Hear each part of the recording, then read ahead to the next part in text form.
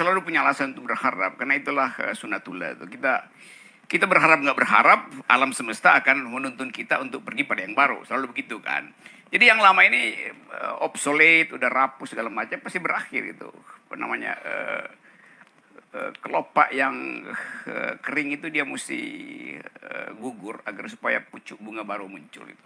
Jadi setiap kali kita berpikir tentang Indonesia, kita seolah-olah menganggap wah ini udah sebetulnya sudah berantakan nih bangsa ini kan. Tapi kenapa dia berantakan? Karena tidak dituntun oleh ide itu. Jadi kalau saya rumuskan misalnya, ini negeri yang sekedar dijahit, tidak diobras. Jadi keleran kemana-mana kan itu. Jadi saya senang karena istilah gelora itu istilah yang bagus. Gelombang itu kan nggak mungkin dicegah tuh.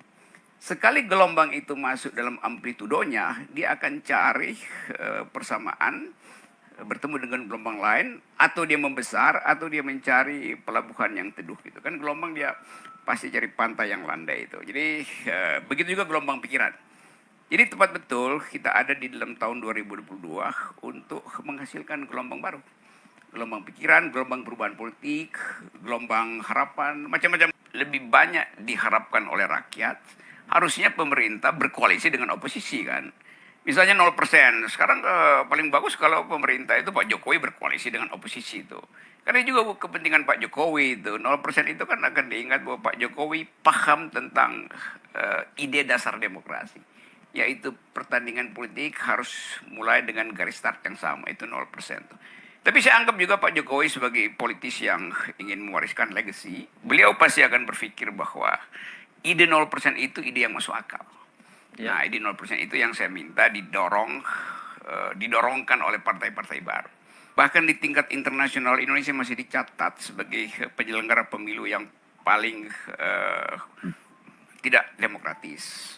Itu satu. Yang kedua, korbannya juga itu masif gitu. 900 orang itu nggak main-main. Suatu waktu akan ada sejarawan yang bongkar kenapa terjadi begitu tuh. Ya. Tapi saya kira untuk sementara kita anggap bahwa ada hal-hal teknis juga yang membebani pelaksanaan pemilu sehingga ada fatigue, ada kelelahan pada sistem itu, terutama mereka yang tidak dipersiapkan untuk jadi petugas pemilu yang tahan bekerja seperti robot. Ya. Itu faktor-faktor psikologis. Tapi di belakang itu pasti ada soal politis. Itu biarkan ahli sejarah nanti yang teliti itu soal itu.